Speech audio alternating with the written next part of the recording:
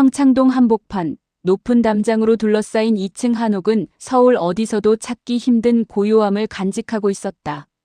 대문 앞 노쇠 표찰에는 송파박씨가라는 글씨가 세월의 무게만큼이나 깊게 새겨져 있었다. 이 집의 안주인 박명숙 여사는 68세의 나이에도 허리를 고추 세운 채 마당의 동백나무를 바라보고 있었다. 남편이 심었던 그 나무는 20해가 지난 지금도 매년 겨울이면 어김없이 붉은 꽃을 피웠다. 할머니. 경쾌한 목소리가 고요한 대청마루를 가로질렀다. 7살 손자 김도윤이 현관문을 열고 뛰어들어왔다. 박 여사의 얼굴에 스치는 미소는 짧았지만 진심이었다. 이 집에서 그녀가 진짜 웃는 순간은 이 아이 앞에서뿐이었다. 뛰지 마라. 넘어지면 어쩌려고. 꾸중의 말투였지만 박 여사는 이미 손자를 향해 두 팔을 벌리고 있었다. 도윤은 할머니의 품에 안겨 까르르 웃었다. 아이의 체온이 전해지는 순간 박 여사는 자신도 모르게 손자의 머리칼을 쓰다듬었다. 이 아이가 태어나기까지 얼마나 기다렸던가. 3대 독자인 아들 성훈이 결혼한 지 7년 만에 얻은 박씨 가문의 유일한 대를 이을 손자였다. 할머니, 오늘 유치원에서 선생님이 칭찬했어요. 도윤은 가방에서 구겨진 상장 한 장을 꺼내 들었다.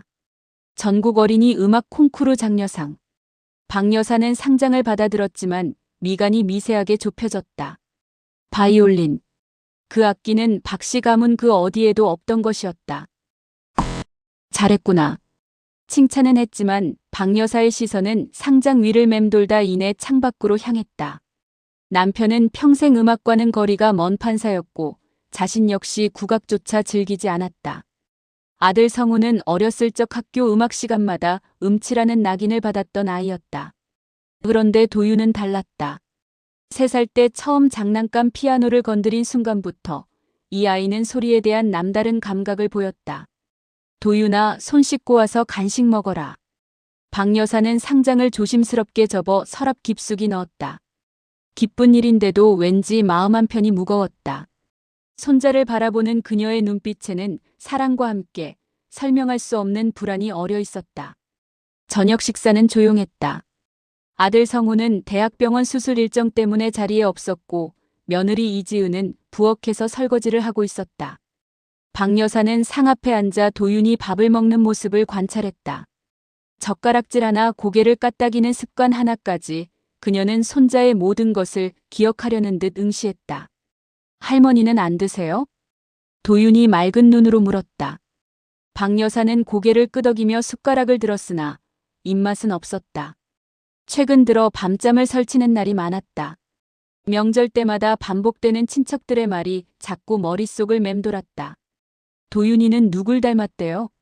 우리 집안에 음악하는 사람 없잖아요. 성훈이 어릴 때는 리코더도 못 불었는데. 참 신기하네요. 처음에는 그저 칭찬으로 들렸다. 하지만 같은 말이 3번, 4번 반복되자 박 여사의 귀에는 다르게 들리기 시작했다. 의심, 조롱. 아니, 혹시 진짜로 이상한 걸까? 박 여사는 젓가락을 내려놓았다. 이런 생각을 한다는 것 자체가 손자에게 미안했지만 일단 마음속에 뿌리를 내린 의구심은 쉽게 사라지지 않았다. 도윤아, 할머니한테 와서 안아봐. 도윤은 숟가락을 놓고 할머니에게 달려갔다. 박 여사는 손자를 무릎에 앉히고 그 작은 얼굴을 들여다보았다. 눈매, 코, 입술. 아들을 닮았을까? 아니면 다른 누군가를? 할머니 왜요? 그냥 우리 도윤이가 예뻐서. 박 여사는 손자를 꼭 끌어안았다. 그러나 품속의 온기가 따뜻할수록 그녀의 마음속 어둠은 더 짙어졌다. 그날 밤 박 여사는 잠들지 못하고 서재에 앉아 있었다. 책상 위에는 오래된 가계도와 가족 사진들이 펼쳐져 있었다. 증조부, 조부, 아버지, 남편 그리고 아들. 모두 비슷한 이목구비를 가진 남자들이었다. 판사, 검사, 의사. 법조계와 의료계를 오간 집안이었지만 단 한 명도 예술가는 없었다. 박 여사는 손자의 최근 사진을 집어들었다. 바이올린을 든 도윤의 모습. 환하게 웃고 있는 아이의 얼굴은 분명 사랑스러웠다. 그런데 왜 자꾸 이 아이가 낯설게 느껴지는 걸까? 내가 왜 이러나? 박 여사는 사진을 도로 내려놓고 눈을 감았다. 이런 생각은 옳지 않았다. 도윤은 분명 자신의 손자였다. 친척들의 농담은 그저 농담일 뿐이었다. 하지만 뇌리에서 지워지지 않는 의심은 마치 서서히 퍼지는 잉크처럼 그녀의 마음을 물들이고 있었다. 창밖으로 달빛이 흘러들었다. 고요한 밤 박명숙 여사는 혼자 앉아 손자의 사진을 바라보며 스스로도 인정하기 싫은 어떤 결심이 조금씩 단단해지는 것을 느꼈다. 그 결심은 앞으로 이 집안 모두의 운명을 뒤흔들 파국의 시작이었지만 그 순간 그녀는 알지 못했다. 단지 한 가지만이 확실했다. 이 불안을 해소하지 못한다면 그녀는 결코 편히 잠들 수 없을 것이라는 사실. 다음 날 아침 박 여사는 평소보다 일찍 눈을 떴다. 밤새 뒤척이다 겨우 두어 시간 잠든 것이 전부였다. 창밖으로 새벽빛이 스며들었지만 그녀의 마음속은 여전히 어두웠다. 세면대 앞에 선 박 여사는 거울 속 자신의 얼굴을 마주했다. 눈가의 주름이 평소보다 깊어 보였다. 68년을 살아오며 수많은 결정을 내렸지만 지금처럼 마음이 혼란스러웠던 적은 없었다. 식탁에는 며느리 지은이 차려놓은 아침상이 놓여 있었다. 박 여사는 자리에 앉았으나 젓가락을 들지 않았다. 지은은 부엌에서 도시락을 싸고 있었고 도윤은 거실에서 만화책을 보고 있었다. 평범한 아침 풍경이었지만 박 여사에게는 모든 것이 다르게 보였다. 며느리의 뒷모습을 바라보던 박 여사는 문득 7년 전 첫 만남을 떠올렸다. 보육원 출신이라는 사실을 알았을 때의 불편함. 집안 배경도 친척도 없는 여자를 며느리로 받아들이기까지 얼마나 망설였던가. 하지만 아들이 워낙 간곡히 부탁했고 무엇보다 손주를 안고 싶은 마음이 간절했기에 허락했었다. 어머님 진지 드세요. 지은이 조심스럽게 말을 건넸다. 박 여사는 고개만 끄덕이고 숟가락을 들었다. 며느리의 얼굴을 똑바로 보지 못했다. 혹시 이 여자가 자신을 속인 것은 아닐까? 그런 의심이 고개를 드는 순간 박 여사는 스스로가 혐오스러웠다. 하지만 일단 피어난 의심은 물처럼 번져나갔다. 그날 오후 박 여사는 집 근처 한의원에 갔다. 무릎 관절염 때문에 일주일에 한 번씩 침을 맞으러 가는 곳이었다. 대기실에서 기다리는 동안 옆자리에 앉은 또래 여성이 말을 걸어왔다. 따님이세요? 손주세요? 지갑에서 도윤의 사진을 꺼내 보여주는 것을 본 것이었다. 박 여사는 잠시 망설이다 대답했다. 손자입니다. 참 예쁘게 생겼네요. 누굴 닮았어요? 그 순간 박 여사의 손이 미세하게 떨렸다. 아무렇지 않은 질문이었지만 그녀에게는 날카로운 바늘처럼 꽂혔다. 박 여사는 사진을 다시 지갑에 넣으며 짧게 답했다. 아버지를요. 거짓말이었다. 정확히는 확신할 수 없는 대답이었다. 박 여사는 진료실로 들어가면서 깊은 한숨을 내쉬었다. 이런 식으로 평생을 의심하며 살 수는 없었다. 무언가 확실한 답을 찾아야 했다. 집으로 돌아온 박 여사는 서재에 혼자 앉아 휴대폰을 꺼냈다. 손가락이 떨렸다. 검색창에 유전자 검사라고 입력하는 것조차 죄를 짓는 기분이었다. 화면에는 수십 개의 검색 결과가 나타났다. 친자 확인, DNA 검사, 혈연관계 확인. 낯선 단어들이 그녀를 압도했다. 한 병원의 홈페이지를 클릭했다. 비밀 보장, 당일 접수 가능, 일주일 내 결과 통보. 박 여사는 화면을 응시하며 숨을 참았다. 이 일을 정말 해야 하는 걸까? 만약 아무 문제가 없다면 이 모든 의심은 손자에 대한 배신이 되는 것 아닌가? 하지만 만약 정말로 문제가 있다면? 박 여사는 눈을 감았다. 남편의 얼굴이 떠올랐다. 평생을 법정에서 진실만을 추구했던 사람. 그는 늘 말했다. 의심이 들면 확인해야 한다. 모르는 것만큼 위험한 건 없다. 박 여사는 휴대폰을 꽉 쥐었다. 남편이라면 어떻게 했을까? 아마도 똑같은 선택을 했을 것이다. 사흘 후 박 여사는 행동에 나섰다. 도윤이 유치원에 간 오전 시간, 아들이 병원에 있는 시간을 노렸다. 며느리는 아르바이트를 나가고 집에는 박 여사 혼자였다. 그녀는 욕실로 들어가 칫솔 꽂이를 바라보았다. 4개의 칫솔. 아들의 것, 며느리의 것, 손자의 것, 그리고 자신의 것. 박 여사의 손은 아들과 손자의 칫솔 위에서 멈췄다. 심장이 빠르게 뛰었다. 이 순간이 지나면 돌이킬 수 없었다. 하지만 머뭇거림은 길지 않았다. 박 여사는 비닐봉지 2장을 꺼내 각각의 칫솔을 조심스럽게 담았다. 이름을 적은 메모지를 함께 넣고 가방 깊숙이 숨겼다. 거울 속 자신의 얼굴은 창백했다. 마치 범죄자가 된 기분이었다. 박 여사는 수도꼭지를 틀어 찬물로 얼굴을 씻었다. 물이 뺨을 타고 흘러내렸지만 죄책감은 씻겨 내려가지 않았다. 강남의 한 유전자 검사 센터는 생각보다 조용했다. 박 여사는 대기실 구석자리에 앉아 주변을 살폈다. 다행히 아는 사람은 없었다. 접수 창구에서 젊은 직원이 서류를 건넸다. 신분증과 검체를 제출해 주시면 됩니다. 일주일 후 등기로 발송됩니다. 혹시 다른 사람이 알 수는 없겠죠? 박 여사의 목소리는 떨렸다. 직원은 익숙한 듯 고개를 끄덕였다. 완전히 비밀이 보장됩니다. 걱정하지 마세요. 박 여사는 서류에 서명하고 비닐봉지를 건넸다. 그 순간 무언가 돌이킬 수 없는 선을 넘은 기분이 들었다. 센터를 나오는 그녀의 발걸음은 무겁기만 했다. 그날 밤 박 여사는 손자가 자는 모습을 지켜보았다. 도유는 작은 손으로 이불을 꼭 쥔 채 새근새근 숨을 쉬고 있었다. 천사 같은 얼굴이었다. 박 여사는 손자의 이마를 쓰다듬었다. 차가운 손끝이 아이의 따뜻한 피부에 닿았다. 할머니가 미안하구나. 속삭이는 목소리는 떨렸다. 박 여사는 눈을 감았다. 일주일만 지나면 모든 것이 명확해질 것이다.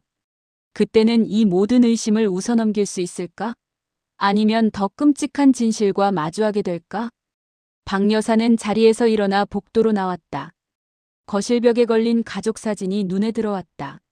지난해 도윤의 돌잔치 때 찍은 사진이었다. 환하게 웃고 있는 4사람. 행복해 보이는 가족이었다. 하지만 지금 박 여사의 눈에는 그 웃음 뒤에 숨겨진 비밀이 있을지도 모른다는 두려움만이 가득했다. 그날 밤 평창동의 고요한 저택에서 한 노인은 홀로 앉아 기다렸다. 진실이라는 이름의 심판을, 그리고 그것이 가져올 파국을. 박 여사는 알지 못했다. 진실은 때로 구원이 아니라 모든 것을 무너뜨리는 폭풍이 될 수 있다는 것을. 창밖으로 차가운 바람이 불어왔다. 겨울이 오고 있었다. 일주일은 영겁처럼 흘렀다. 박 여사는 매일 아침 우편함을 확인했고 매일 밤 잠들지 못했다. 식사량은 줄었고 손자를 대하는 태도도 어색해졌다. 도윤이 할머니 어디 아파요? 라고 물을 때마다 박 여사는 고개를 돌렸다. 아이의 맑은 눈을 마주할 수가 없었다. 8회째 되는 날 오후 드디어 두꺼운 등기 봉투가 도착했다. 박 여사는 떨리는 손으로 봉투를 받아들었다. 발신인은지 유전자 검사센터. 그녀는 주변을 살폈다. 다행히 집에는 아무도 없었다. 서재 문을 잠그고 박 여사는 봉투를 뜯었다. 서류를 펼치는 손이 떨렸다. 복잡한 숫자들과 그래프가 나열되어 있었지만 박 여사의 눈은 한 줄에 멈췄다. 친자관계 불일치. 봉투가 바닥에 떨어졌다. 박 여사는 의자에 주저앉았다. 숨이 막혔다. 심장이 터질 듯 뛰었다. 불일치. 친자관계 불일치. 그 말의 의미는 명확했다. 도윤은 성운의 친아들이 아니었다. 안 돼. 신음 같은 목소리가 새어나왔다. 박 여사는 서류를 다시 집어들었다. 혹시 잘못 본 것은 아닐까? 하지만 아무리 읽어봐도 결과는 같았다. 99.99%. 의심의 여지가 없는 수치였다. 배신감이 온몸을 휘감았다. 며느리 지은의 얼굴이 떠올랐다. 보육원 출신, 친척 하나 없는 여자. 처음부터 의심했어야 했다. 그 여자가 아들을 속이고 자신을 속이고 이 집안을 속였다. 박 여사의 손은 주먹으로 쥐어졌다. 서류가 구겨졌다. 감히 이 집안을. 분노가 치밀어 올랐다. 3대 독자 집안의 혈통에 정체를 알 수 없는 아이를 올려놓다니. 박 여사는 책상을 내리쳤다. 펜꽂이가 쓰러지고 사진 액자가 바닥에 떨어져 유리가 깨졌다. 하지만 그녀는 아랑곳하지 않았다. 분노와 수치심, 배신감이 뒤섞여 이성을 마비시켰다. 저녁 7시 아들 성훈이 퇴근했다. 현관문을 열고 들어서는 그의 얼굴은 피곤해 보였다. 거실에는 박 여사가 경직된 자세로 앉아 있었다. 분위기가 심상치 않았다. 어머니, 저 왔습니다. 앉아라. 차가운 목소리였다. 성훈은 불안한 예감에 천천히 소파에 앉았다. 박 여사의 손에는 구겨진 서류가 들려 있었다. 지은이도 불러. 어머니, 무슨 일이? 불러. 박 여사의 고함에 성훈이 움찔했다. 부엌에 있던 지은이 급히 나왔다. 앞치마를 두른 채였다. 박 여사는 두 사람을 번갈아 보며 서류를 탁자 위에 내던졌다. 이게 뭐냐? 성훈이 서류를 집어들었다. 눈이 커졌다. 얼굴에서 혈색이 사라졌다.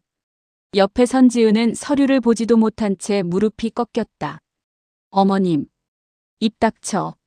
박 여사의 목소리가 저택을 울렸다. 2층에서 자고 있던 도윤이 깜짝 놀랐겠다. 지은은 바닥에 무릎을 꿇고 눈물을 흘렸다. 성훈은 서류를 쥔 채 얼어붙어 있었다. 어머니, 이건 7년이다. 7년 동안 나를 속였어. 감히 이 집안에 박 씨 가문에 더러운 씨를 받은 자식을 올려놓았어. 어머님, 아닙니다. 제발 말씀 좀. 닥치라고 했잖아. 박 여사가 탁자를 내리쳤다. 찻잔이 떨어져 산산조각 났다. 지은은 온몸을 떨며 고개를 조아렸다. 박 여사는 며느리를 내려다보며 이를 갈았다. 누구 자식이냐? 누구랑 잤냐? 어머니. 성훈이 벌떡 일어섰다. 그의 목소리도 떨렸다. 하지만 박 여사는 아들을 향해 손가락을 겨눴다. 넌 입 다물고 있어. 내가 뭘 안다고. 이 여자가 널 얼마나 우습게 봤는지. 어머니, 아닙니다. 정말 아닙니다. 지은의 목소리는 흐느껴 나왔다. 박 여사는 며느리를 향해 한 걸음 다가섰다. 눈빛은 얼음장처럼 차가웠다. 그래, 처음부터 이상했어. 보육원 출신 주제에 우리 아들한테 달라붙더니 대체 누구 씨를 받아서 낳은 거냐? 어머니, 제발 들어주세요. 할머니. 그때 계단 위에서 작은 목소리가 들렸다. 도윤이었다. 잠옷 차림의 아이는 난간을 붙잡고 울먹이고 있었다. 박 여사는 손자를 향해 고개를 돌렸다. 순간 아이를 보는 그녀의 눈빛이 변했다. 사랑이 아니었다. 혐오와 배신감이었다. 너도 꺼져. 당장. 어머니. 성훈이 비명처럼 외쳤다. 도윤은 그 자리에 주저앉아 울음을 터뜨렸다. 지은이 비틀거리며 일어나 아이에게 달려가려 했지만 박 여사가 가로막았다. 감히 내 손주라고 생각했어? 더러운 피가 흐르는 것을. 어머님. 지은이 바닥에 엎드려 절을 했다. 이마가 마룻바닥에 닿았다. 잘못했습니다. 제발 도윤이만은. 아이는 아무 죄가 없습니다. 죄가 없다고? 존재 자체가 죄야. 박 여사의 말에 성훈이 비틀거렸다. 그는 어머니의 앞을 막아섰다. 눈에는 눈물이 맺혀 있었다. 어머니, 그만하세요. 비켜. 안 비킵니다. 둘의 시선이 부딪혔다. 박 여사의 눈에는 분노가, 성훈의 눈에는 절망이 담겨 있었다. 긴 침묵이 흘렀다. 2층에서는 도윤의 흐느끼는 소리만 들렸다. 성훈이 입을 열었다. 목소리는 떨렸지만 단호했다. 도윤이는 제 아들입니다. 거짓말하지 마. 거짓말이 아닙니다. 성훈의 고함이 터져나왔다. 그의 두 주먹은 떨리고 있었다. 눈물이 볼을 타고 흘렀다. 박 여사는 처음으로 아들의 그런 모습에 멈칫했다. 저는. 성훈의 목소리가 잠겼다. 그는 고개를 떨구었다. 어깨가 떨렸다. 한참을 침묵하던 그가 마침내 입을 열었다. 제가 아이를 못 낳습니다. 공기가 얼어붙었다. 박 여사의 눈이 커졌다. 뭐? 저는 무정자증입니다. 아이를 가질 수 없는 몸입니다. 성훈의 절규가 저택을 울렸다. 그는 무릎을 꿇고 바닥에 주저앉았다. 손으로 얼굴을 감싸며 흐느꼈다. 정자기증을 받았습니다. 합법적으로. 병원에서. 지은이 잘못이 아닙니다. 다 제 잘못입니다. 박 여사는 그 자리에 얼어붙었다. 서류가 손에서 떨어졌다. 아들의 울음소리, 며느리의 흐느낌, 손자의 울음이 뒤섞였다. 하지만 그 모든 소리가 멀게 들렸다. 거짓말이지. 어머니. 거짓말이라고. 박 여사는 뒤로 물러섰다. 하지만 아들의 눈빛은 진실을 말하고 있었다. 그녀는 고개를 저었다. 인정할 수 없었다. 아니야. 안 돼. 박씨 가문의 혈통이. 내 핏줄이. 어머니, 도윤이는 제 아들입니다. 법적으로도 심정적으로도. 법, 심정. 박 여사는 비웃었다.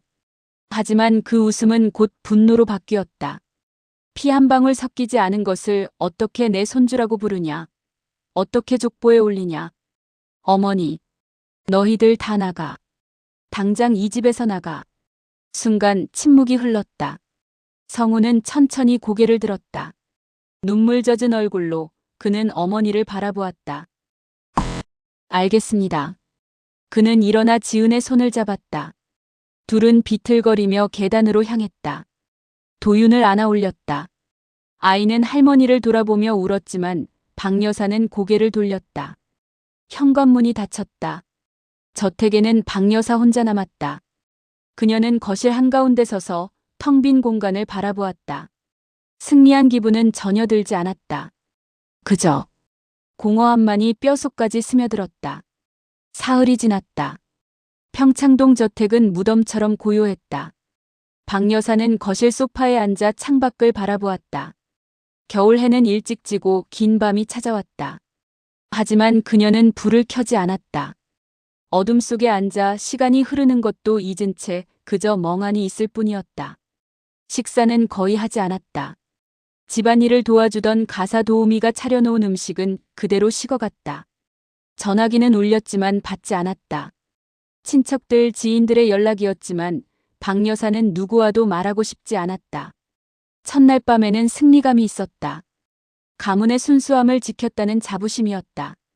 하지만 이틀째부터는 달랐다. 텅 빈 집은 너무 넓었다. 아무도 할머니라고 부르지 않았고 아무도 그녀의 무릎을 염려하지 않았다. 3층짜리 저택에 혼자 남은 박 여사는 처음으로 혼자라는 것이 무엇인지 뼈저리게 느꼈다. 나흘째 되는 날 오전, 박 여사는 2층으로 올라갔다. 도윤의 방이었다. 문을 열자 아이의 냄새가 그대로 남아 있었다. 정리되지 않은 침대, 바닥에 널린 장난감들, 벽에 붙은 그림들. 모든 것이 그날 밤 그대로였다. 박 여사는 천천히 방 안으로 들어갔다. 발끝에 작은 자동차 장난감이 걸렸다. 그녀는 그것을 집어들었다. 도윤이 가장 아끼던 빨간 소방차였다. 아이는 이 장난감을 들고 할머니 불났어요. 제가 구해줄게요. 라며 웃곤 했었다. 손이 떨렸다. 박 여사는 소방차를 책상 위에 내려놓고 침대에 앉았다. 베개에서 아이의 샴푸 냄새가 났다. 그녀는 베개를 끌어안았다. 처음으로 눈물이 나올 것 같았다. 하지만 참았다. 울면 안 됐다. 자신은 옳은 일을 한 것이다. 책상 서랍을 열었다. 크레용과 색연필이 가득했다. 그 아래에는 작은 스케치북이 있었다. 박 여사는 그것을 꺼내 펼쳤다. 첫 페이지에는 세 사람이 그려져 있었다. 큰 사람, 중간 사람, 작은 사람. 아빠, 엄마, 도윤이라고 삐뚤삐뚤하게 쓰여 있었다. 다음 페이지에는 네 사람이었다. 할머니가 추가되어 있었다. 도윤은 할머니를 가장 크게 그렸다. 박 여사는 페이지를 넘겼다. 집 그림, 강아지 그림, 바이올린 그림. 그리고 한 장의 그림 앞에서 그녀의 손이 멈췄다. 무릎을 꿇고 앉은 할머니 그림이었다. 무릎에는 빨간 크레용으로 동그라미가 그려져 있었다. 그 옆에는 서툰 글씨로 이렇게 쓰여 있었다. 할머니 무릎 아파요. 도윤이가 호호 불어줄게요. 아프지 마세요. 다음 페이지에는 반창고 그림이 가득했다. 크고 작은 반창고들이 알록달록하게 칠해져 있었다. 그 아래에는 이런 문장이 있었다. 할머니 세상에서 제일 좋아요.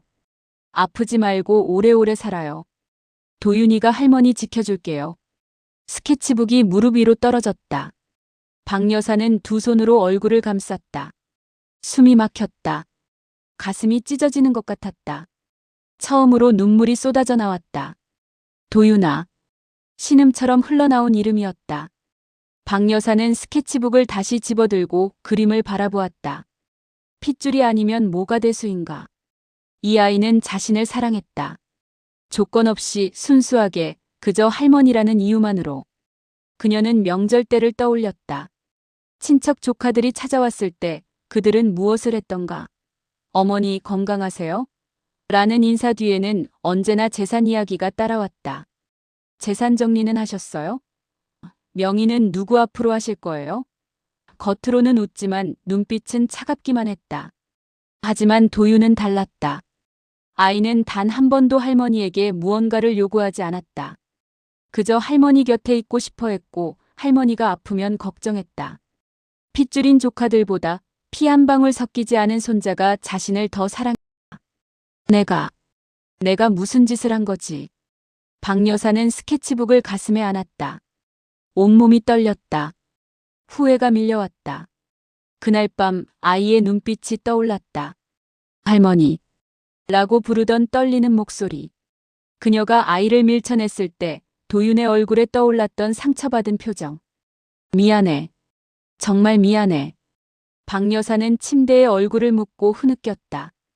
68년을 살며 한 번도 이렇게 울어본 적이 없었다.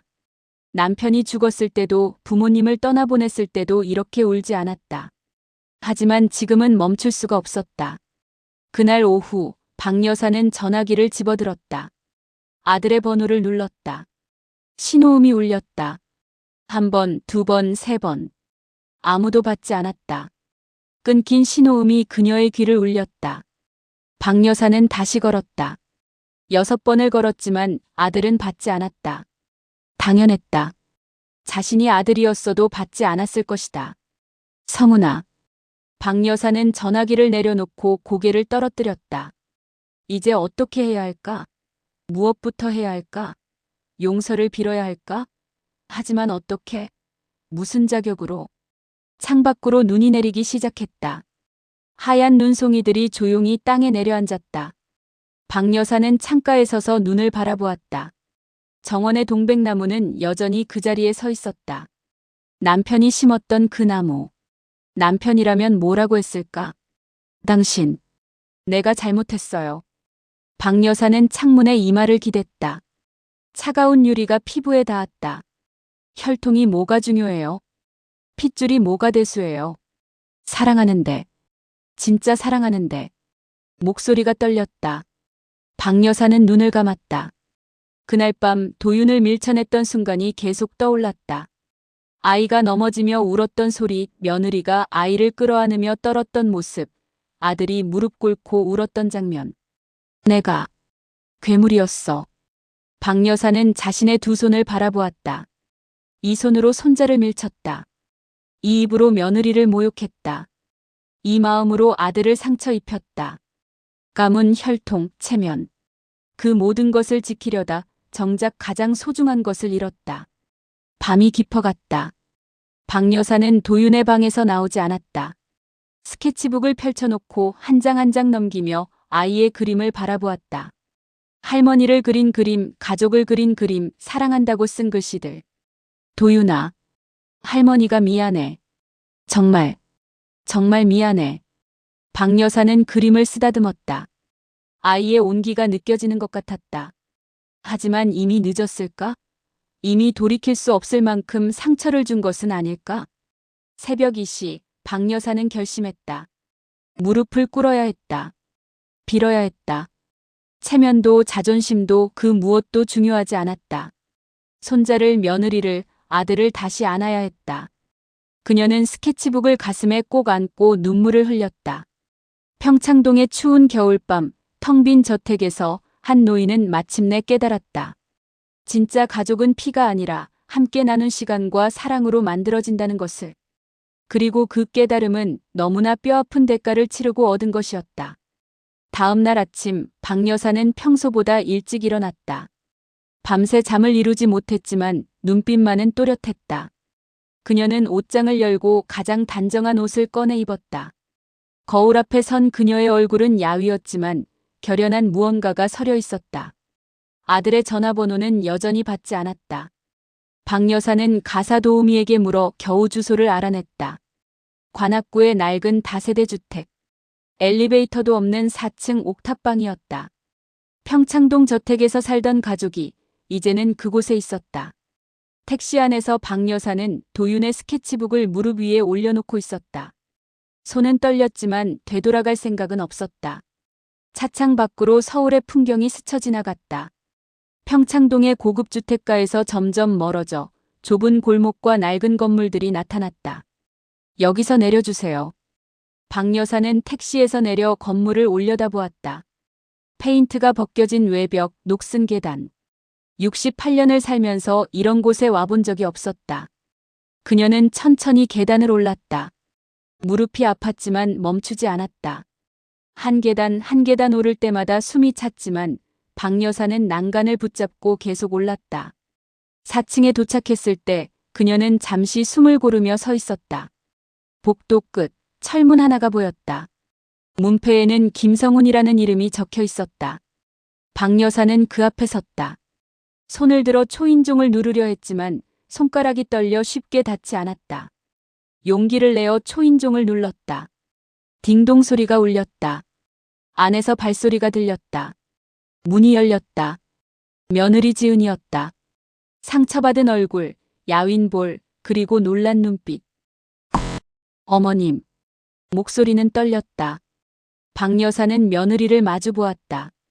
입술이 떨렸다. 무슨 말부터 해야 할까? 하지만 말이 나오지 않았다. 그녀는 그저 고개를 숙였다. 들어가도 되겠니? 지은은 잠시 망설이다 문을 열었다. 박 여사는 좁은 현관을 지나 방 안으로 들어갔다. 15평도 안 되는 작은 공간이었다. 평창동 저택의 거실보다도 좁았다. 하지만 그곳에는 가족의 흔적이 있었다. 벽에 걸린 가족 사진, 바닥에 놓인 도윤의 장난감, 작은 식탁 위의 아침 그릇들. 도윤이는? 박 여사가 물었다. 지은은 안방을 가리켰다. 유치원 가기 전이에요. 박 여사는 안방 문 앞에 섰다. 문틈으로 아이의 목소리가 들렸다. 성훈이 도윤에게 옷을 입히고 있었다. 평소 같으면 출근했을 시간인데 아들은 집에 있었다. 박 여사는 문을 열었다. 아빠 누구야? 도윤이 문 쪽을 보고 물었다. 아이의 눈이 할머니와 마주쳤다. 순간 도윤의 표정이 굳었다. 기쁨도 반가움도 아니었다. 두려움이었다. 아이는 아빠 뒤로 숨었다. 그 순간 박 여사의 가슴이 무너졌다. 자신을 향해 달려오던 손자가 이제는 자신을 피하고 있었다. 성우는 일어나 어머니를 마주 보았다. 그의 얼굴에도 경계심이 가득했다. 어머니, 왜 오셨습니까? 차갑고 딱딱한 목소리였다. 박 여사는 그 말에 비틀거렸다. 평생 어머니라고 다정하게 불렀던 아들이 이제는 벽을 세운 채 자신을 대하고 있었다. 성훈아. 박 여사의 목소리가 떨렸다. 그녀는 가방에서 스케치북을 꺼냈다. 도윤의 그림이 그려진 그 스케치북. 이거. 도윤이 방에 있었다. 성훈은 스케치북을 보았지만 받지 않았다. 박 여사는 스케치북을 안고 고개를 숙였다. 무릎이 꺾였다. 그녀는 좁은 방 한가운데 바닥에 무릎을 꿇었다. 어머니. 성훈이 놀라 다가섰다. 하지만 박 여사는 고개를 들지 않았다. 그녀는 바닥에 이마를 댔다. 68년을 살며 단 한 번도 해본 적 없는 절이었다. 미안하다. 떨리는 목소리가 흘러나왔다. 박 여사의 어깨가 떨렸다. 내가 잘못했다. 용서해다오. 눈물이 바닥에 떨어졌다. 성우는 그 모습에 얼어붙었다. 평생 강인하고 냉철했던 어머니가 지금 자신의 앞에서 무릎 꿇고 있었다. 도윤아. 박 여사는 고개를 들어 손자를 바라보았다. 눈물 범벅이 된 얼굴이었다. 할머니가 정말 미안해. 할머니가 나빴어. 할머니가 바보였어. 도윤은 아빠 뒤에서 할머니를 바라보았다. 아이의 눈에도 눈물이 맺혔다. 혈통이고 뭐고 다 필요 없다. 할머니는 그냥 도윤이가 좋아. 우리 도윤이가 세상에서 제일 소중해. 박 여사는 흐느꼈다. 손으로 얼굴을 가렸다. 할머니 곁에 있어다오. 제발. 할머니 혼자 두지 마라. 침묵이 흘렀다. 긴 침묵이었다. 성우는 주먹을 쥐었다 펴기를 반복했다. 그의 눈에도 눈물이 고였다. 그때 작은 발소리가 들렸다. 도윤이 천천히 할머니에게 다가갔다. 작은 손이 할머니의 어깨에 닿았다. 할머니, 울지 마. 박 여사는 고개를 들었다. 손자가 눈물을 닦아주고 있었다. 작은 손으로 서툴게 하지만 다정하게. 할머니 아프지? 그 말에 박 여사는 와락 손자를 끌어안았다. 아이의 체온이 전해졌다. 살아있다는 것이 느껴졌다. 박 여사는 도윤을 꼭 안고 울었다. 미안해. 할머니가 정말 미안해. 도윤도 울었다. 작은 팔로 할머니를 껴안으며 아이는 속삭였다. 할머니, 사랑해. 그 순간 박 여사는 깨달았다. 이것이 가족이구나.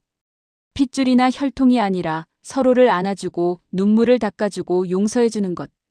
그것이 진짜 가족이었다. 성훈도 무릎을 꿇고 어머니를 껴안았다. 지은이 뒤에서 다가와 그들의 어깨에 손을 얹었다. 좁은 방 한가운데 네 사람은 서로를 끌어안고 울었다. 상처받은 만큼, 그리운 만큼, 사랑하는 만큼. 그날 오후 박 여사는 옥탑방에서 손자와 함께 그림을 그렸다. 창밖으로 햇살이 들어왔다. 좁은 공간이었지만 평창동 저택보다 따뜻했다. 할머니, 이거 할머니야. 도윤이 그린 그림을 보여주었다. 웃고 있는 할머니였다. 박 여사는 그림을 받아들고 미소 지었다. 진짜 미소였다. 우리 도윤이 그림 정말 잘 그리네. 할머니, 나중에 크면 할머니 그림 많이 그려줄게. 그래, 할머니 기다릴게. 박 여사는 손자의 머리를 쓰다듬었다. 이 아이는 자신의 손자였다. 피가 섞이지 않았어도 족보에 올라가지 않아도 이 아이는 할머니의 손자였다. 가슴으로 낳은, 사랑으로 키운 진짜 손자였다. 저녁 식사는 5 식구가 함께했다. 좁은 식탁에 옹기종기 모여 앉아 지은이 만든 김치찌개를 먹었다. 평창동에서 먹던 한정식보다 맛있었다. 도윤이 할머니 그릇에 두부를 하나 올려주었다. 할머니, 두부 드세요. 몸에 좋대요. 그래, 고맙다 우리 도윤이. 박 여사는 두부를 입에 넣으며 눈물을 참았다. 행복해서 나오는 눈물이었다. 밤이 깊어갔다. 박 여사는 거실 작은 소파에 앉아 잠든 손자를 바라보았다. 성훈이 옆에 앉았다. 어머니, 평창동 집으로 돌아가세요. 여기는 좁아서. 아니다. 박 여사는 고개를 저었다. 나도 여기 있을 거다. 너희들이 가야 할 곳은 평창동이 아니라 너희가 만들어가는 집이다. 성훈은 어머니를 바라보았다. 박 여사는 아들의 손을 잡았다. 성훈아, 엄마가 늦게 깨달아서 미안하다. 가문이니 혈통이니 그런 게 중요한 게 아니었어. 진짜 가족은 함께 밥 먹고 함께 울고 함께 웃는 거더라. 성훈의 눈에 눈물이 고였다. 박 여사는 아들의 손을 꼭 쥐었다. 고맙다 아들. 좋은 가족 만들어줘서. 두 사람은 말없이 앉아 잠든 도윤을 바라보았다. 창밖으로 달빛이 흘러들었다. 좁은 옥탑방이었지만 그곳에는 사랑이 있었다. 용서가 있었다. 그리고 새로운 시작이 있었다. 박 여사는 깨달았다. 진짜 풍요는 넓은 집이나 많은 재산이 아니었다. 서로를 끌어안아줄 수 있는 가족, 그것이 진짜 부자였다. 그리고 자신은 이제 세상에서 가장 부유한 사람이 되었다. 겨울은 여전히 차갑지만 이 작은 집안은 따뜻했다. 피보다 진한 사랑이 흐르는 곳. 박 여사는 처음으로 진정한 집으로 돌아온 기분이었다.